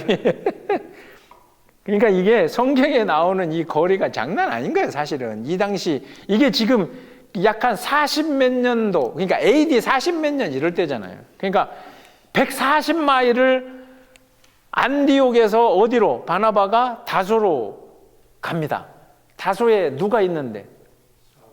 사울이 아까 다메섹에 갔다가 주를 만나고 막 다메섹에서 복음을 전하다가 이렇게 숨어서 피해서 도망 나와서 예루살렘에 갔다가 예루살렘에서도 이제 자기 고향으로 와서, 그러면 다른 신학자들의 책에 보면 이 다소 지역 자기 고향에서도 사울이 열심히 복음을 전했을 것이다. 그러나 자기 고향에서 복음을 전하던 사울은 형편이 어떻게 했어요? 고향 사람들이 좋아했을까요? 야, 이 미친놈아. 왜냐하면 우리가 사울을, 이제 바울을 뭐 이름 알지만 어렸을 때부터 그 유대 가문에서 가말레 그 학풍에서 배우면서 게 유대인의 정통으로 자라면서 청년, 그리고 어찌 보면 이제 뭐 8장 9장 이렇게 나오지만 그 대제사장들에게 다메섹 가서 내가 이놈들 잡아오게 증서 주세요 할 정도로 어떻게 보면 중간급 이상 지도자급이 됐겠죠. 그 고향에서는 사울이 어떻게 되겠어요? 와, 저놈 앞으로 유대 우리 지도자가 될 거. 그러면서 막 그 사울이 기세등등하게 다메섹 갔다고 하는데 얘가 갑자기 뭐 앞을 못 본다 어쩐다고 눈은 이제 떴지만 돌아와서 이놈이 갑자기 누구 얘기를 하기 시작하는 거예요? 예수님 얘기를 하기 시작하니까 이런 거죠. 뭐 한국으로 얘기해 보면 이게 어렸을 때 이게 고향 시골에서 공부를 잘해가지고 막 예를 들면 뭐 서울대를 갔어요. 우와, 고향에서는 막 프랭카드 걸고 그러잖아요. 근데 이놈이 그거 갖고 겁나게 데모를 하다가 쫓겨갖고 예를 들면 고향에 왔어요. 왜 고향에 와갖고 저 누구 집 아들이 저 서울대 갔다는데 쟤 왜 고향에 왔대? 이러니까 몰라, 저 새끼가 뭐 했나 봐. 근데 얘가 돌아다니면서 자꾸 하는 얘기가 뭐 이렇게 뭐 옛날 야학 같은 거 뭐 이런 거 얘를 하고 저 미친놈 아니야. 그 좋은 서울대를 가더니 갔다 와가지고 쓸데없는 얘기 한다고. 예를 들면 그와 형편이 이제 비슷한 거죠. 우리가 이 이야기를 하면서 누구를 기억할 수밖에 없어요? 예수님도 뭐라 그래요? 예수님도 자기 고향에서 뭐 한다 그래요? 자기 고향에서는 대접을 못 받아요. 그게 왜냐면 이미 예수님은 이제 사울하고는 조금 반대지만 예수가 누구 집 아들이고 쟤네 엄마가 누구고, 그러니까 성령으로 잉태돼서 태어났네 이런 거는 누구하고 누구만 알아요? 요셉하고 마리아하고만 알지. 그럼 다른 사람들은 뭐라고 생각했어요? 동네에서 말도 안 되네. 저기들이 부부니까 애가 낫겠지 이렇게 생각하는데 사실은 요셉하고 마리아만 알 거 아니에요. 그리고 그래서 예수 보고 저 요셉 아들로만요. 지가 무슨 메시아 이렇게 되니까 이제 눈으로 바라보면서 예수를 안 믿는 거죠. 반대로 사울은 또 거꾸로 저놈이 잘 나가던 놈인데 왜 갑자기 돌아왔고 예수쟁이, 그렇죠. 우리말로 하면 왜 예수쟁이가 돼가지고. 그래서 이제 외경이나 이렇게 다른 이제 신학자들의 기록에는 다소에 있던 사울이 복음을 전하기는 했지만 그 지역에서 배척을 당하고 굉장히 어려운 시간들을 보내고 있었다. 바나바가 그거를 알고였는지 어쨌는지는 기록은 없어요. 이제 우리가 추정을 할 수 없어요. 근데 중요한 건 어쨌든 바나바가 안디옥에서 다소까지 찾아가서 사울을 데리고 같이 어떻게? 안디옥에서 같이, 오늘날로 얘기하면 뭐 교회라 그러면 목회를 같이 합니다. 그래서 여기서 제가 아까 집사님 말씀, 이제 간식 시간에 말씀하신 것처럼 그래서 사실은 동역자라고 하는 게 이게 같이 힘을 쓰면서 단순히 동역이 아니라 바나바로도 24절에 보면 이미 바나바가 성령 충만하고 사람들에게 칭찬을 받아서 큰 무리가 모였어요. 그러면 인간적인 면으로 보면 됐지? 그거면 되잖아요. 왜? 바나바의 역할 자체가 뭐예요? 안디옥 교회 가고 예루살렘에서 사도들이 야, 너 거기 가고 요 좀 잘해? 왜 실제 와서 바나바가 잘했어요. 막 사람들이 모였다 그러잖아요. 그런데 왜 사람들이 모이고 잘 되는데 바나바는 다소까지 가는 다소에 가서 사울을 왜 데리러 갔을까? 그거에 대한 답은 아무도 답을 해줄 수는 없어요. 왜 바나바가 심히 외로워서 뭐 이런 얘기가 없거든. 혼자 하려니까 벅차서 이런 얘기는 없어요. 그런데 이제 우리는 거꾸로 생각을 하는 거예요. 뭐냐면 보세요.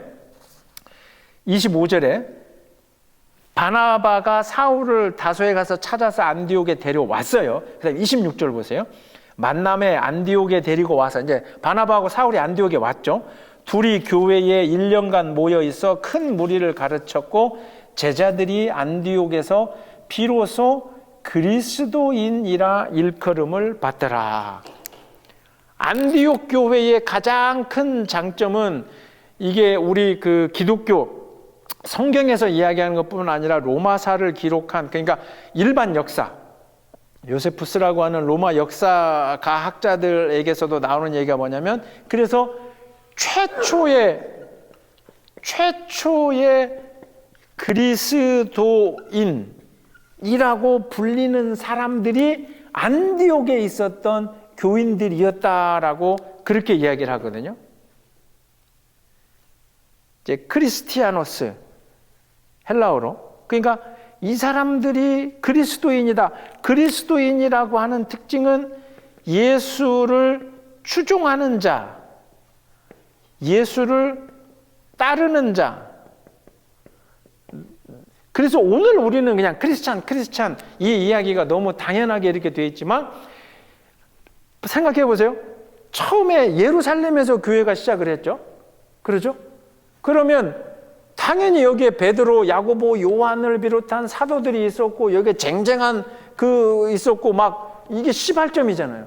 그런데 교회 안이나 교회 밖 세상 역사가들도 최초의 그리스도인이라고 기록하고 여기던 것은 예루살렘 교회가 아니라 이 안디옥 교회. 물론 안디옥 교회 안에는 유대인도 있었고 이방인도 있었겠지만 어쨌든 이들이 최초의 그리스도인, 다른 말로 얘기하면 진짜로 제대로 예수를 믿고 따르고 하는 사람들이라고 불렸던 사람들이 이 안디옥 교인들이다 이 말이에요. 그러면 여기서 이제 우리는 아까 제가 말씀드린 도대체 바나바는 지 혼자 해도 되는데 왜 굳이 거기까지 가서 바울을 데리고 와서 이렇게 했을까 하는 차원에서 동력이라고 하는 건 내가 어떤 부분이 필요하니까 누구랑 같이 해야 되겠다라고 하는 정도가 아니라 고넬료나 앞에서 베드로의 사건을 통해서 보듯이 하나님이 아마도 바나바에게 이제 기록은 없지만 바나바에게 분명히 이제 우리는 또 결과는 알고 있잖아요. 이 뒤에 바울이 어떤 역할을 교회 역사, 이 세계 교회 역사에서 바울이 어떤 역할을 하는지 알게 되잖아요. 그 바울을 사용하시겠다라고 하는 하나님의 뜻을 바나바에게 아마 말씀해 주셨을 거고 바나바가 그것을 옮긴 거죠. 이게 왜냐하면 성경 잠깐 가볼게요. 9장에서 다메섹으로 가던 사울이 막 눈이 멀었잖아요. 그래서 예수님께서 아나니아라고 하는 사람한테 야, 너 가서 저놈 사울이라는 놈 눈을 좀 뜨게 해주라. 막 그 장면이 있잖아요. 근데 9장 15절 보세요.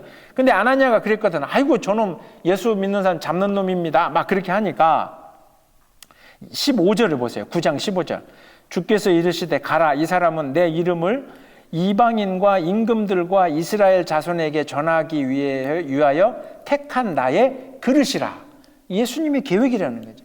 이 사람은 이스라엘 이방인 임금 이스라엘 자손들에게 전하기 위해서 내가 택한 그릇이라. 다만 16절이 제일 중요하다 그랬죠. 그가 내 이름을 위하여 얼마나 고난을 받아야 할 것을 내가 그에게 보이리라. 폼나고 멋지게 영웅으로 살 것이 아니라 그 예수의 이름 전하는 것 때문에 앞으로 이 사울은 엄청난 고난을 스스로가 감당해야 될 것이다 라고, 이게 지금 누가 아나니아에게 하신 말씀이에요? 예수님이 아나니아에게 하신 말씀이거든.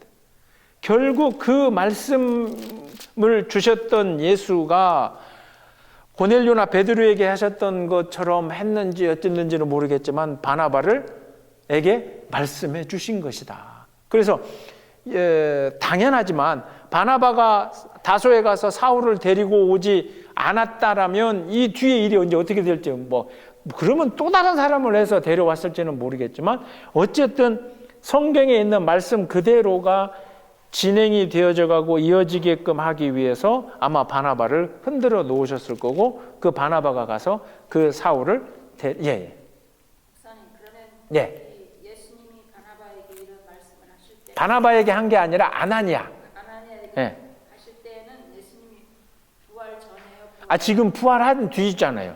부활 후에 나타나셨어요? 그렇죠. 왜냐하면 말씀을 환상 중에서 말씀을 하셨다라고 이제 우리가 생각을 해야죠. 육체로 보여졌을 수도 있고. 그러니까 여기 그건 나오진 않아요. 근데 이제 9장에 있는 그 성경책이 아마 빨간색으로 되어 있는 분도 있을 거예요. 빨간색은 예수님이 이제 직접 하신 말씀이니까. 근데 아나니아가 기도 가운데 환상 중에 보게 되는 거죠. 그래서 그 음성이. 그래서 다시 여기로 돌아와서 결국 바나바와 사울이 동역을 하면서 맺어낸 결과물이 최초의 그리스도인. 그러니까 다른 말로 얘기하면 정말 이제 그 예수를 믿는 제대로 예수를 따르는 사람들. 그래서 그 교회 이름 중에 안디옥 교회 이름을 많이 붙이는 이유도 우리가 그 진짜 크리스찬이다라고 하는 어떤 그런 자부심을 가지게끔 하기 위해서 안디옥 교회 이렇게 얘기를 하거든요. 그리고 그 안디옥 교회는 바나바와 사울의 사역지였다. 첫 번째로. 그런데 이 안디옥 교회가 그러다 보니까 이제 풍성해졌죠. 잘 되죠.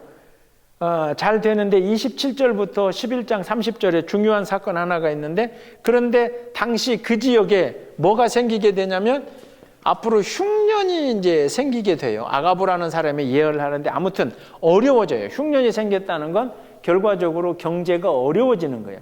근데 안디옥 교회는 먹고 살만했어요. 그래서 바나바와 사울이 이 흉년이 오고 경제적인 거 어려운 것을 대비해서 오늘날로 표현하면 뭐 헌금, 교회에 낸 헌금 또는 하여튼 구제비 뭐 이런 걸 가지고 오히려 안디옥 교회에서 어디로? 예루살렘 교회로 도와주러 누가? 바나바하고 사울이 오히려 이제 물질이죠. 하여튼 요거를 그 지역이 어려운 손을 도와주기 위해서 11장 30절에 이를 그러니까 바나바와 사울의 손으로 장로들에게 보내니라. 여기서 오히려 거꾸로 예루살렘 교회를 도와주러 이제 그만큼 이 안디옥 교회가 어떻게 됐다는 거예요? 일단 뭐 사람 수도 많아졌고, 그 다음에 더욱 중요한 건 안팎으로 저 사람들이 진짜 크리스찬이구나라고 이제 믿어질 정도로 이렇게 성장을 하게 되고, 11장에 마치면서는 그래서 바나바와 사울이 그 예루살렘 교회를 돕기 위해서 돈을 들고 이제 헌금의 일부를 들고 올라가는 그 과정이 11장까지다. 그리고 12장에서 막 시작하면서는 제가 12장 해드린 거 한번 보세요. 여러분 아주 잘 오셨어요. 12장에 이 12장 스토리를 들어가기 전에 12장 표 제일 아래에 제가 뭘 정리해 놨어요? 예? 요한을 싹 요한에 대해서 존, 성경에 신약 성경에 등장하는 존에 대해서 제가 참 정리를 한번 해드릴게요. 요거 이렇게 왜 그러냐면 우리나라에서도 뭐 철수 이름은 뭐 철수가 뭐 여러 명 나오고 이러듯이 요한이라는 이름을 많이 썼어요. 그래서 거기 첫 번째 보면 우리가 요한 그러면 제일 첫 번째 어떤 사람이에요? 세례 요한은 뭐 제가 신약 성경을 이해할 때 세 사람을 기억하라 그랬어요. 아마 벌써 작년에 처음 이거 시작할 때 시간적으로 놓고 봐도 세례 요한이고, 그 다음에 누구? 예수 그리스도고, 그 다음에 누구? 바울이다. 이렇게 요 세 사람을, 이게 이제 시간적인 맥락이기도 하고, 세례 요한이 먼저 외치고 있었고, 그 다음에 예수님이 세례 요한에게 가서 세례를 받고 이제 공생애를 시작하시고, 예수님이 부활 승천하신 후에 우리가 지금 보듯이 로마서로부터 저 빌레몬서까지 바울이 쭉 교회를 세워나가고 편지를 쓰고, 이 세 사람, 요때에 이 세례 요한이 하나고, 근데 이 세례 요한에 대해서는 제가 그 표에 나오지만 옆에 이렇게 제가 적어드린 성경을 꼭 찾아보세요. 세례 요한의 어머니하고 예수님의 어머니하고 서로 친척 관계고, 비슷하게 예수님의 엄마 마리아에게도 천사가 나타나고, 또 이 세례 요한을 낳게 되는 그 엄마에게도 천사가 나타내고, 이렇게. 그런데 세례 요한의 그리고 중요한 건 이분이 뭘 하셨다. 당연히 세례 요한이니까 세례를 베풀었고, 그렇죠? 회개하라 천국에 가까웠다 외치면서 뭐 유대인들이 와서 나중에 예수님에게 세례를 베풀고. 그런데 세례 요한의 끝은 어떻게 돼요? 참수를 당해요. 참수. 거기서 이제 헤롯 왕이라고 하는데, 이 헤롯 왕이 자기 동생의 아내를 취한 사건, 요것 때문에 세례 요한이 그건 잘못된 거라고 이렇게 하다가, 하여튼 그 딸이 이렇게 생일잔치 때 갖고 목을 잘라라. 아이고, 읽어보면 지금 너 뭘 선물을 줄까 그랬더니 저는 목을 잘라줬지. 이런, 하여튼 이게 좀 웃을 수도 없는 일인데, 하여튼 그 세례 요한이 하나 나오고, 그 다음에 두 번째로 나오는 게 누구라고 돼 있어요? 두 번째 사도 요한인데, 이 사도 요한은 누구냐면 예수님의 제자 중에 하나다라고 해서 여러분들 기억하셔야 돼요. 그래서 사도가 붙은 건 사실 예수님의 직접적인 제자를 이야기하는데, 물론 우리가 사도 바울이라고도 이야기를 하지만 어쨌든 사도 요한은, 그러니까 베드로, 안드레, 야고보, 이거 처음 듣는 표정으로.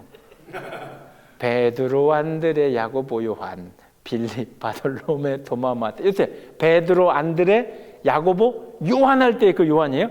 그러면 이 요한이 누구냐면, 이 사도 요한이 뭐 다른 내용들 여러분들이 찾아보시고, 이 사도 요한이 우리가 성경에서 기록하고 있는 요한 1, 2, 3서하고 그 다음에 나중에 제일 뒤에 나오는 계시록을 사도 요한이 썼는데, 이 계시록을 쓸 때는 이제 반모라고 하는 섬에서 유배당했을 때예요. 유배당했을 때.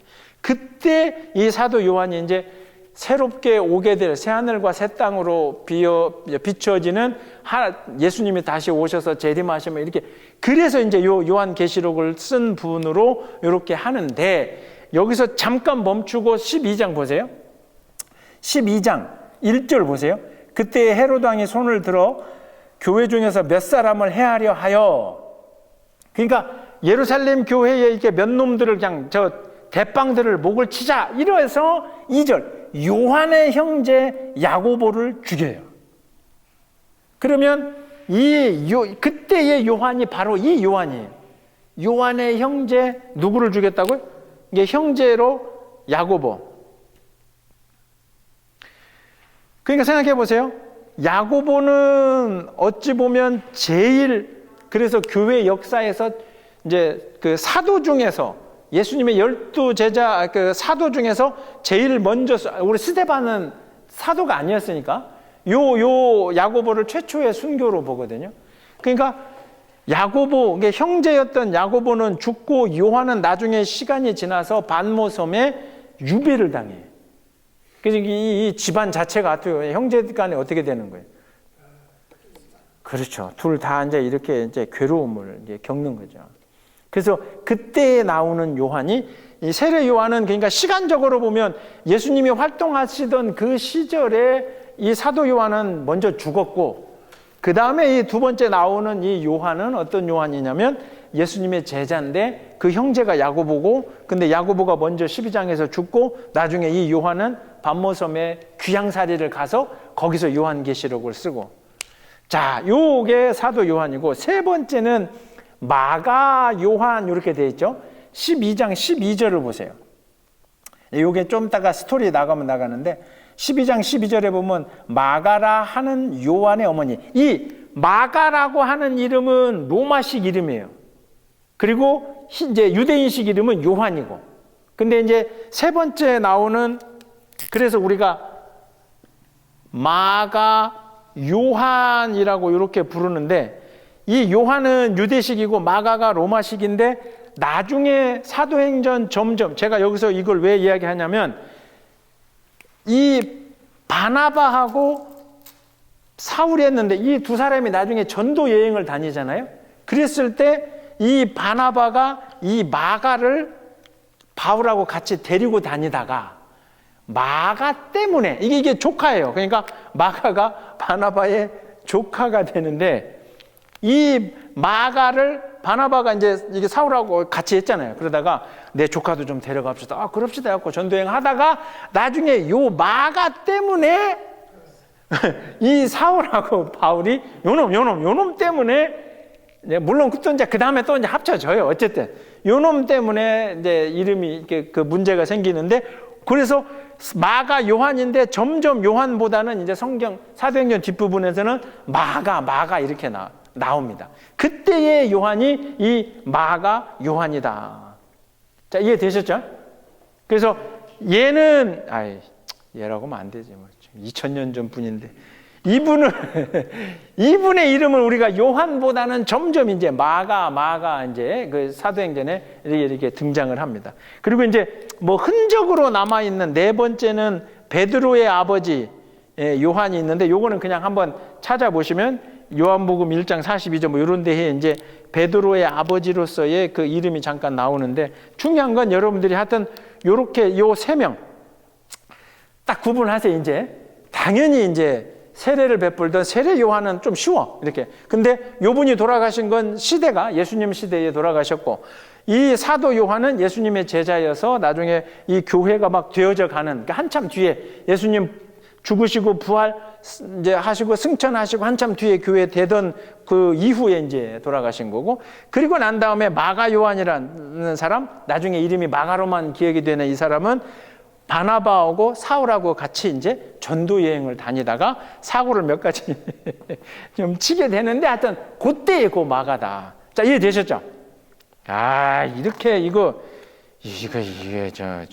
아이 나 진짜. 어? 자, 깔끔하죠? 예, 좋습니다. 이렇게 해야지. 왜냐면 읽다가 나도 헷갈려서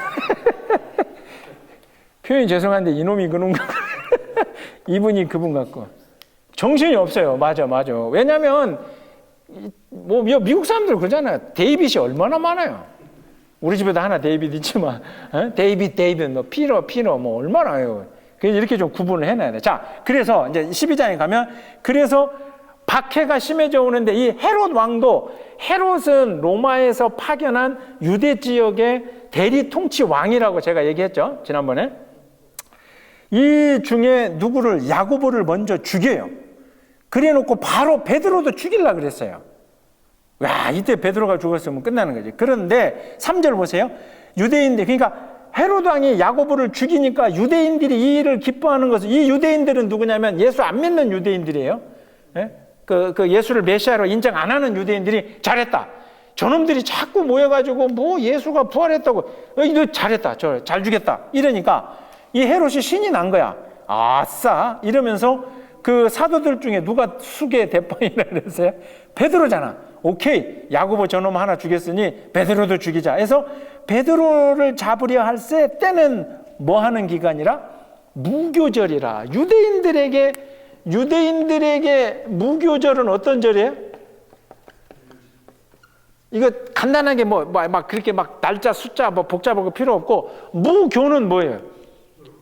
빵에 누룩을 안 넣었을 때예요. 그러니까 이게 부풀지도 않고 딱딱한 날이에요. 그럼 무교절이라는 건 뭐냐면, 이스라엘이 애굽에서 빵 나오면서 뭔가 막 급하게 나왔잖아요. 그러니까 누룩을 발효시킬 이런 것도 없어요. 급하게 나온 거, 그러나 하나님의 인도하심으로 나왔으니까 너희들이 이때가 무교절이라는 절기가 되면 빵을 어떻게 만들어 먹어라? 누룩을 넣지 말고. 그 얘기는 무슨 얘기예요? 그렇죠. 그때를 기억하라. 하나님이 니네를 이렇게 끄집게 해방시켜서 나온 그때를 기억. 그러니까 유대인들에게 무교절은 굉장히 중요한 절기죠. 요때 함부로 사람을 죽이면 어떻게 돼요? 안 되는 거야. 그러니까 베드로를 잡은 날이, 베드로를 딱 잡고 보니까 하필이면 이게 무교절이네. 근데 만약에 무교절이 아니었으면 어떻게 됐다? 베드로는 갔다 이 말이야. 이때 떠날 뻔했는데 이 무교절이라. 그래서 4절 잡음에 옥에 가두어서 막 이제 그때부터 군인 4씩 4패에, 이건 뭐냐면 꼼꼼하게. 그래서 요놈을 앞으로 이 무교절 지나고 6월절 지나고 뭐 하여튼 요게 절기가 지나면 죽이려고 했는데, 그 감옥에 있으면서 쭉 나오는 6절부터 해가지고 천사가 이제 꽁꽁 묶여 있는데 천사가 나타나서 베드로의 사슬도 풀어주고, 앞에서 그 헤롯 왕은 막 겹겹이 그 가드들 보초들을 세웠는데 이놈들이 하나도 정신 못 차리게 다 그 모든 초소를 다 빠져나가서 베드로가 도망가게끔 천사가 만들어 주십니다.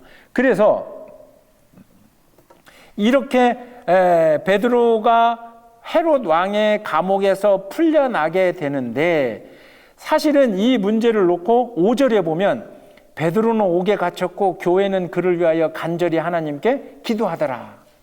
그러죠?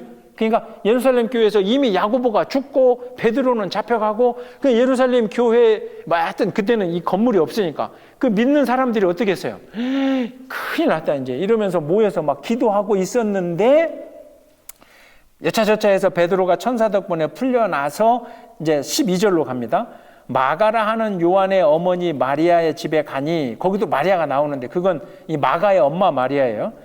거기서 여러 사람이 모여 뭐 하고 있더라? 기도하고 있더라는. 베드로를 위해서 기도하고. 그러니까 베드로가 이렇게 노크를 하니까 그 여종이 나와갖고 베드로 온 걸 확인했는데 가서 이야기를 하니까 이 오히려 여종 보고 네가 미쳤다 그러는 거죠. 그러니까 여기서 생각을 해보세요.